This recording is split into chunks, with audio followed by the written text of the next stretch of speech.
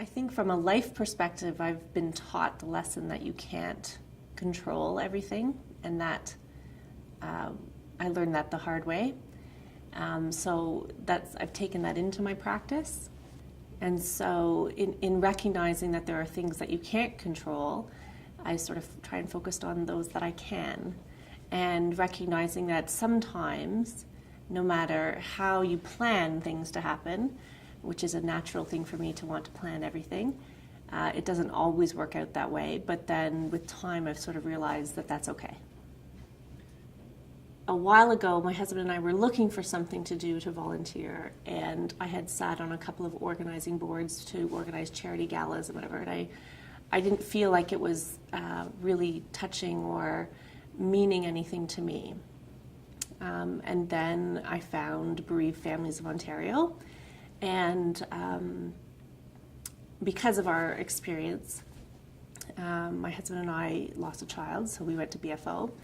And that was a place where we found a lot of healing. And so my husband and I both volunteer as infant loss facilitators for the peer support groups that happen there. And for me, it means being there for someone in the same way as others were there for us. And that's very fulfilling. That just hits at the core of my own experience. And I know that it's the kind of work, unfortunately, or fortunately, not everyone has that experience. And so I sort of feel as though it's our duty to give back in the same way as other people did for us. And this year I joined their board because it's a wonderful organization that was run by really loving people who knew nothing about running a business.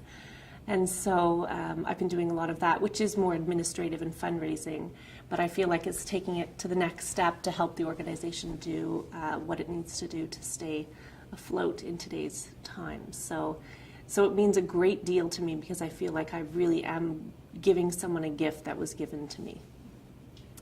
I've had a lot of great mentors, a lot of different mentors with different practice styles, personalities, life experiences. And I think the most important piece of advice that they gave me is that it's a long career. And so, to not be short-sighted as to, what you may want to do in the next 2 years, but to really look at it long-term and realize that it's a building process. And that was a really good piece of advice because your anxiety can raise significantly if you're looking at the next year, whereas if you see it as a journey, so to speak, that it becomes a project that's more attainable, I think. Yes, I would encourage young people to go to law school, whether they wanted to practice law or not. When we do our interviews, I encourage our students, although they are very focused on taking corporate law if they're applying to Goodman's, I encourage them to take whatever they see as interesting or find interesting, because that is the time to sort of really enjoy law school for the academia side of it.